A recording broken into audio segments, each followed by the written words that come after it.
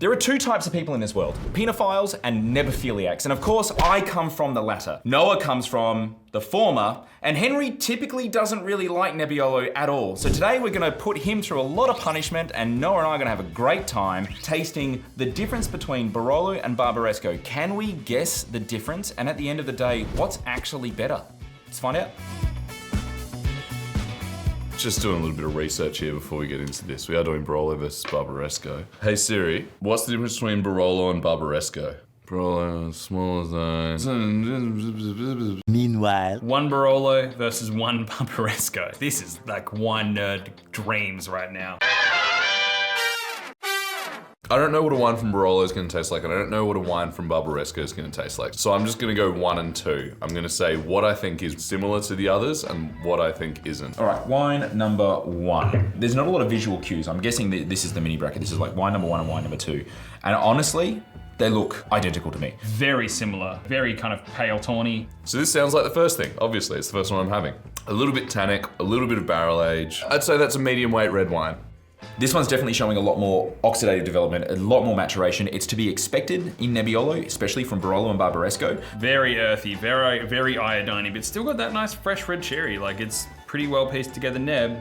I'll be brutally honest. This is not the neb for me. This one it's just tired. It's looking a bit tired. It's looking a bit thin. Really earthy, cranberry, fresh cherry, like strawberry, raspberry. Pretty yummy. I'll have 6 of those, and I'll pay, I don't know, these sound like expensive regions, Barolo and Barbaresco, so let's say 60. I'm actually only gonna buy 1 bottle, sorry, and I'm only gonna be willing to spend $55 a bottle. I'm gonna get 3, but I'm happy to pay $80 here because I don't wanna keep it for too long. I think it's in the window now. Wine number 2. I see Noah's sunk a fair bit of this, so must be pretty good. It's bloody fantastic. Wine number 2, maybe a little bit brighter red, maybe, but inconclusive. Yeah, all right. Firstly, straight off the bat, the nose is on freaking point. Definitely smells spicier and like be more Barbaresco, maybe? I don't know. Okay, number 2, a little bit fresher, potentially. A lot more robust tannin, feels more robust. I think this one here is a really great example of Barbaresco.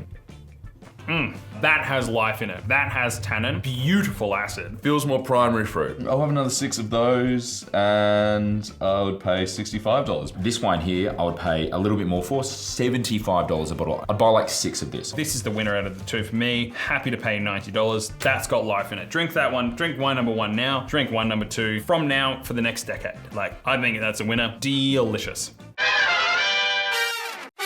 Wine number 3, okay. They've all got that faded sort of rim. Color not looking so brown here, so maybe we're moving away from these oxidative characters. Yeah, nice spices, star anise. This one doesn't smell as much of oak. Definitely a lot more perfumed. It's definitely rose petal-y. Ooh, beautiful and light, very young, needs some time.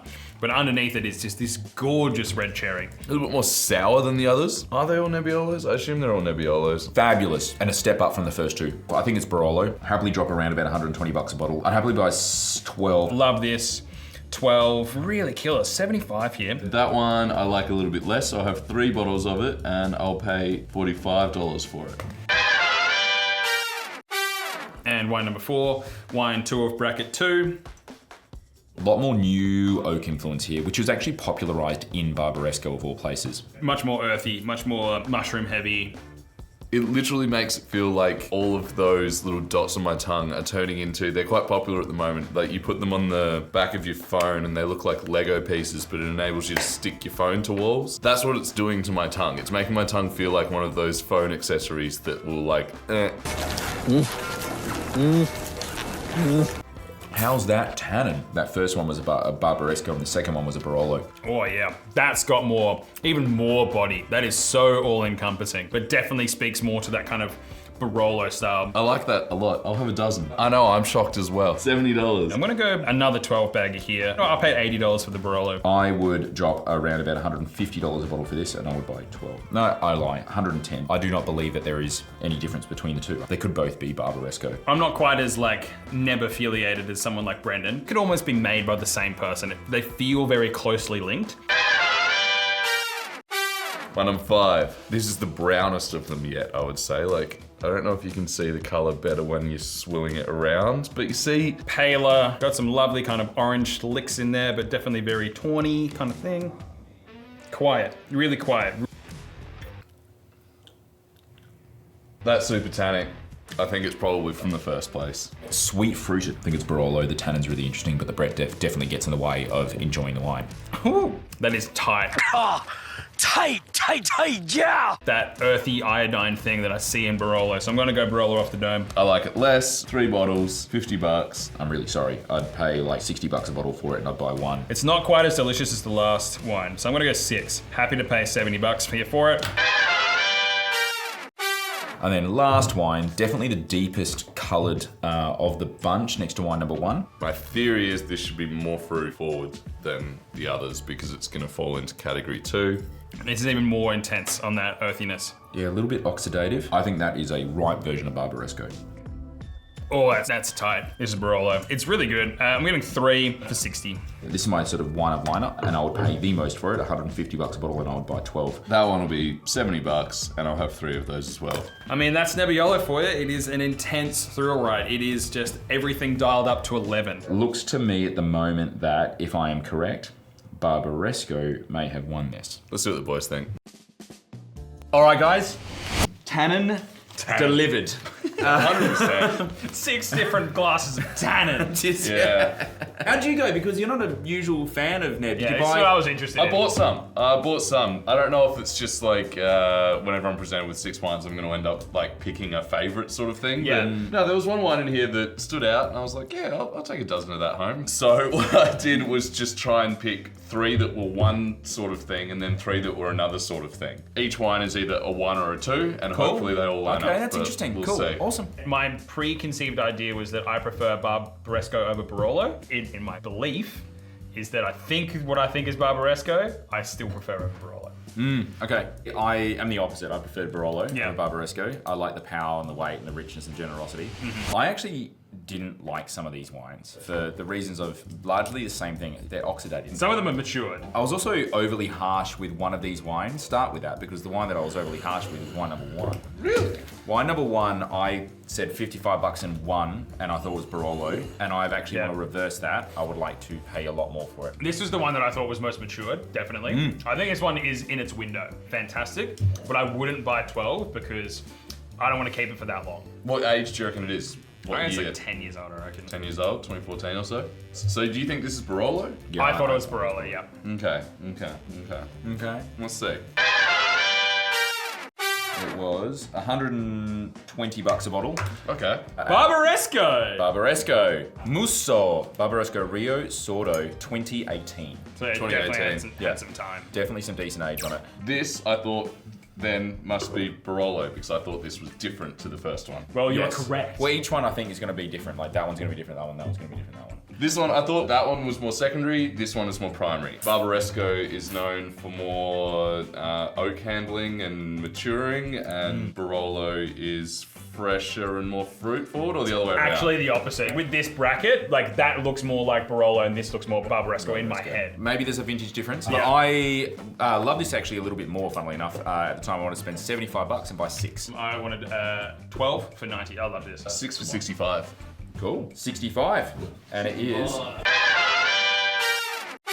our friends. Maretti! Maretti Barolo. Maretti. Far out. Yeah, that'll be why it's so fresh. And it's 2019. These guys aren't an old brand, are they? No. Or- They're negociant, so this is a label. Yeah. There isn't a Maretti winery that you can go and visit. It's a label that I'm pretty confident exists almost only in Australia. It's from Fourth Wave Wine, which is a negociant house. They're like brand builders. They go out and they scour around and find batches of wine that like pretty good value. Yep. They're good tasters, good blenders, good bottlers. They get it bottled, sent out, labeled, and sold to the Australian public. So if you don't recognize this particular wine, that's why. This middle one was my favorite bracket by far. This was fucking awesome. I bought more wines out of these two than the other as well. So like, yeah, these were the two that I bought the most of. I was also thinking that they're from the same place, was my guess. So you reckon that was also Barolo? Well, I thought they were both number 2s, so your words, not mine, Barolo. But yes, I suppose that does mean I thought they were both Barolos. I almost thought that these two could be made by the same person. That They were quite similar. Both are very, very good. And I agree with you, I spent the most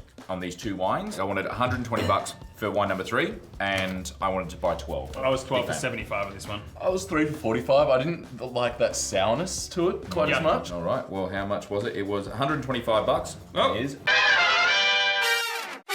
Barbaresco. Yo! Rabaja, which is a very, very important cru. Giuseppe Cortese.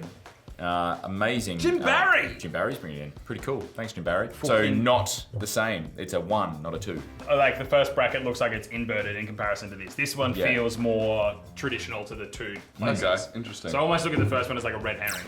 This was my pick of the wines that were in that lineup. Thought it was very tannic. It's Nebbiolo, of course it is. I wanted 12 of them for 70 bucks. How much was it? It was 133, slightly more, and it comes from